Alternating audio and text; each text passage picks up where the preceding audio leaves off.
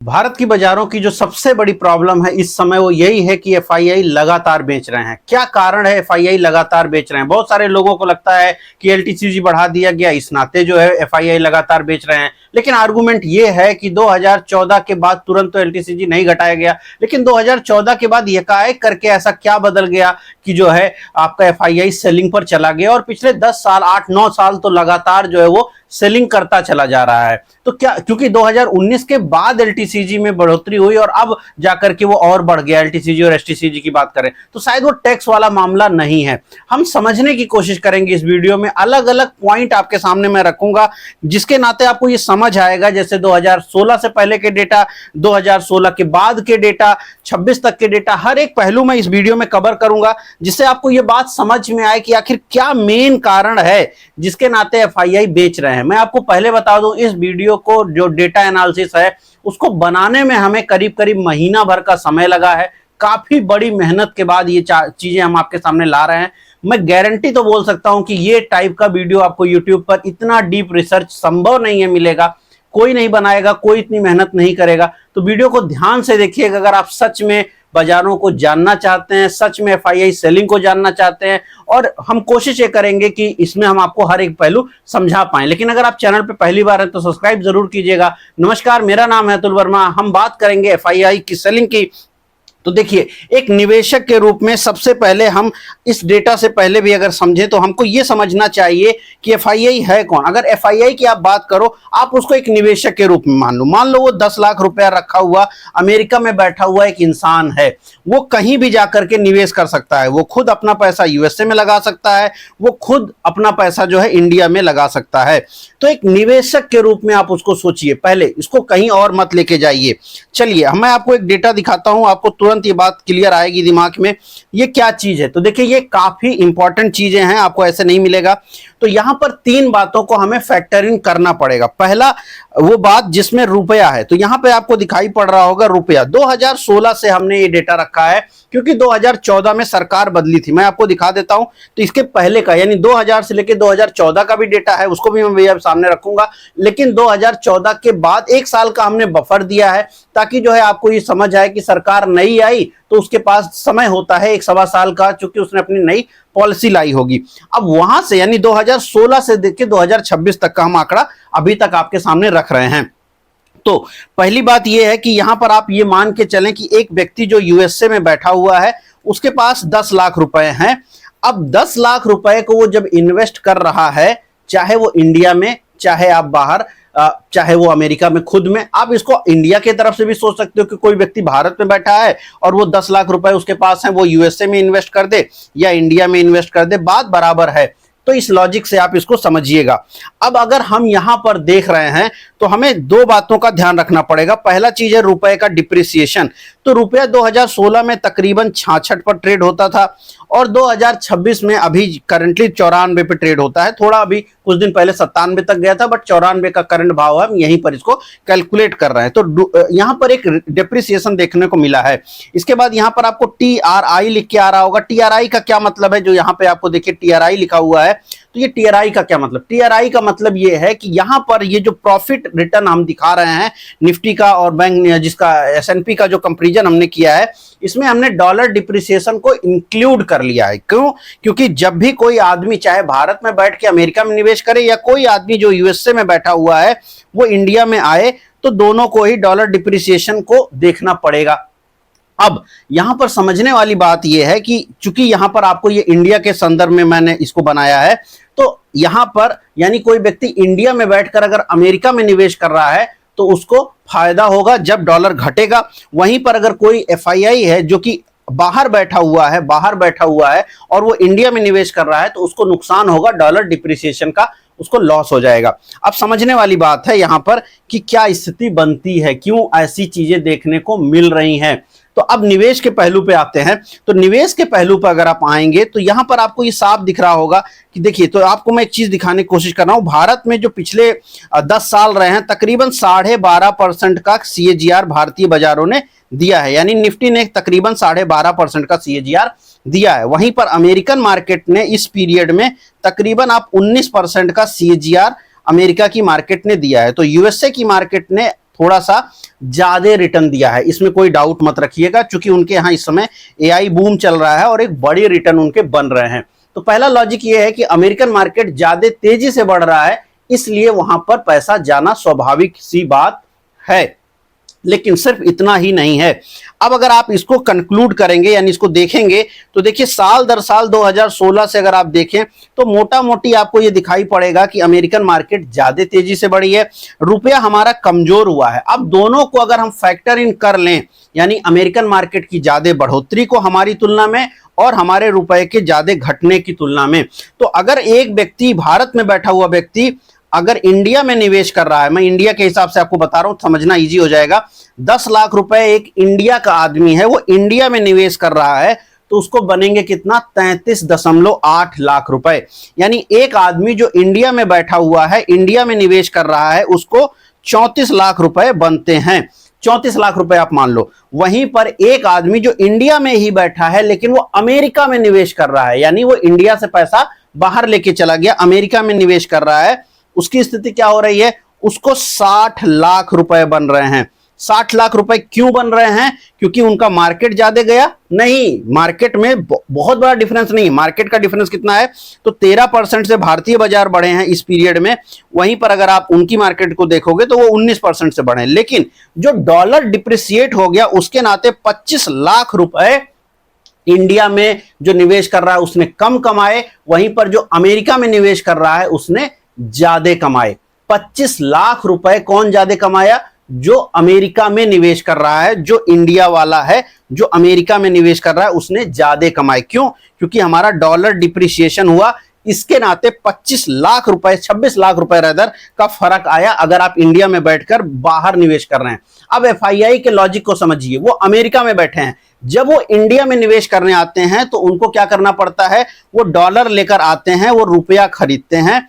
रुपया जो है अगले 10 साल में कमजोर हो जाएगा, दोबारा उनको कन्वर्ट करना पड़ेगा डॉलर में, क्योंकि जब वो शेयर बेचेंगे, सेल करेंगे इंडिया में अपने शेयर को, तो उसके बाद उनको डॉलर में उसको चेंज करना पड़ेगा और वो डॉलर लेकर अपने देश में जाएंगे। ये एफआईआई करेगा। अब जिस तरह से इंडिया में बैठे व्यक्ति को अमेरिका में निवेश करके फायदा हो रहा है, उसी तरह अमेरिका में बैठे हुए व्यक्ति को इंडिया में निवेश करके 25 लाख रुपए यानी 26 लाख रुपए का नुकसान हो जाएगा अगर वो इंडिया में निवेश कर रहा है। सेम लॉजिक उल्टी हो जाएगी, क्योंकि डॉलर डिप्रिसिएशन उसके लिए उल्टे ढंग से काम करेगा, तो उसको 26 लाख रुपए का नुकसान होगा, उसको सिर्फ 33 लाख रुपए बन रहे, मोटा मोटी यानी एक बड़ा नुकसान उसको देखने को मिलेगा जब वो उल्टा ट्रेड करेगा। यानी जब वो अमेरिका में बैठ करके इंडिया में निवेश कर रहा है, 33 लाख से भी उसका जो नुकसान है वो बढ़ जाएगा, क्योंकि उसकी दिक्कत और भी ज्यादा बढ़ती हुई दिखाई पड़ेगी। यही चीज अगर हम थोड़ा 2014 में जाएं, कि 2014 में देखें तो 2014 में ये स्थिति अलग थी। वहां पर क्या था, वहां पर इंडिया में निवेश करने वाले को ज्यादा पैसा बन रहा था। 2 मिनट लगेगा, इसको ध्यान से देखिए। तो 2000 से लेकर के 2014, तो 2000 से लेकर 2014 के पीरियड में जो स्थिति दिखाई पड़ती है, यहां पर 2 बातें आपको समझनी पड़ेगी। इस समय इंडिया में जो है आईटी सेक्टर भाग रहा था, वहां पर .com बबल के बाद आईटी सेक्टर उतनी तेजी से नहीं चल रहा था, अमेरिकन मार्केट स्लो चल रही थी, और अमेरिका में ये बातें चल रही थी उस दौरान कि भाई आप इमर्जिंग मार्केट में जाओ, यूएसए में नहीं, इमर्जिंग मार्केट में। इमर्जिंग मार्केट मतलब जो नए विकासशील राष्ट्र हैं, और उस समय चाइना में आज भी बहुत ज्यादा स्टॉक मार्केट नहीं बढ़ा, लेकिन उस समय इंडिया इमर्जिंग मार्केट को लीड कर रहा था और हमारे देश में सारा पैसा आ रहा था। अब इसी चीज को जरा समझिए, उस पीरियड में हमारा मार्केट जो है 12% के 13% के सीएजीआर से बढ़ा। उस पीरियड का मतलब 2000 से लेकर 2014 के पीरियड में हमारा मार्केट तकरीबन 13% के सीएजीआर से बढ़ा। अगर एक व्यक्ति 10 लाख रुपए, और वहीं पर अगर अमेरिकन मार्केट की बात करिए तो वो करीब 7% के सीएजीआर से बढ़ा। यानी उस पीरियड में अमेरिका का मार्केट भारत की तुलना में धीमी गति से ग्रोथ कर रहा था, हमारी मार्केट अमेरिका की तुलना में ज्यादा गति से। लेकिन पिछले 10 सालों में क्या हुआ है, अमेरिकन मार्केट ज्यादा तेजी से ग्रोथ कर रही है, भारत की मार्केट उसकी अपेक्षा स्लो ग्रोथ कर रही है। एक बात। दूसरी बात है सीएजीआर का, तो सीएजीआर ज्यादा हमारे देश में जनरेट हुआ उस समय में, यानी 2000 से लेकर 2014 में। अब अगर एक आदमी ने 10 लाख रुपए में, भारत वाले की ही बात कर रहा हूं, तो एक आदमी ने अगर 10 लाख रुपए भारत में निवेश किए, 10 लाख रुपए इंडिया में निवेश किए, इंडियन आदमी है, तो उसके 53 लाख बन गए, यानी 54 लाख आप पकड़ लो, तो तकरीबन 54 लाख रुपए बन गए लेकिन वही आदमी अगर अमेरिका में जाके निवेश कर रहा है तो उसको 26 लाख रुपए बनते हैं। अब डॉलर डिप्रिसिएशन नहीं होगा? बिल्कुल होगा, डॉलर डिप्रिसिएशन होगा। 43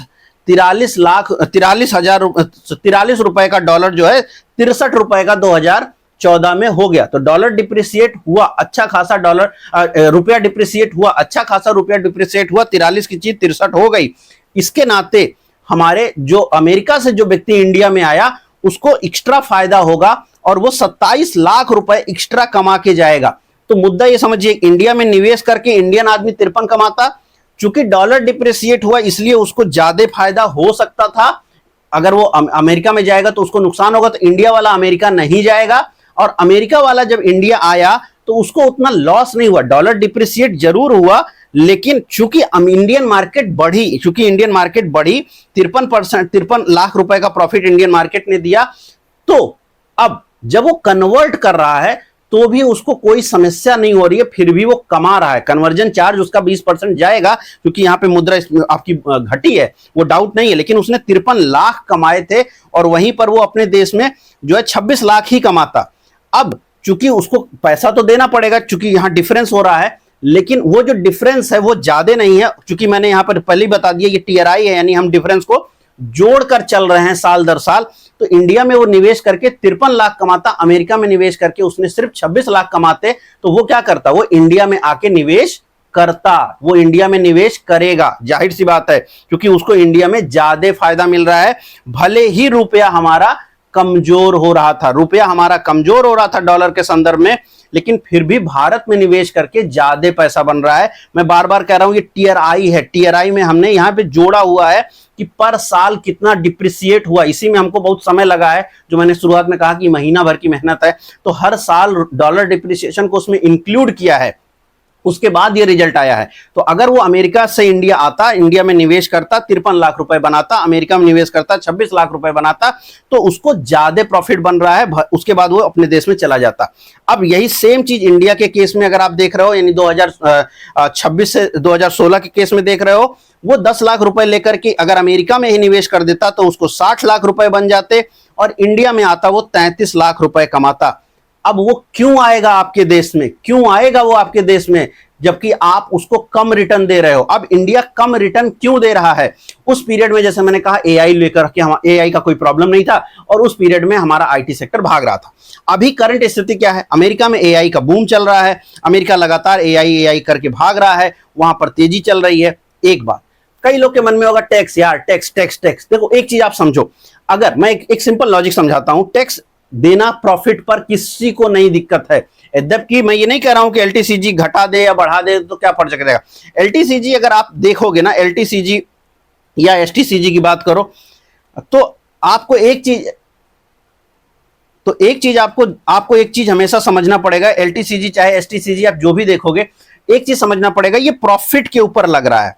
अगर मैं ये बोलूं कि मैं भाई इंडिया में निवेश करूंगा, जैसे मान लेते हैं कि यही सेम टैक्स रिजीम 2014 के पहले भी होती, तो अगर मैं यहां पर कहीं 53 लाख रुपए कमाता हूं ना, तो मेरे को थोड़ा सा टैक्स देने में कोई गुरेज ना होता। अगर मैं मान लीजिए यहां पे 50 लाख रुपए कमाता, यानी 26 लाख रुपए मैं एक्स्ट्रा कमाता, और 26 लाख रुपए पे अगर मेरे को 10% टैक्स भी देना पड़ जाता, तो मैं 2 लाख रुपए, 2.5 लाख रुपए, 2 लाख रुपए आराम से दे देता। क्यों?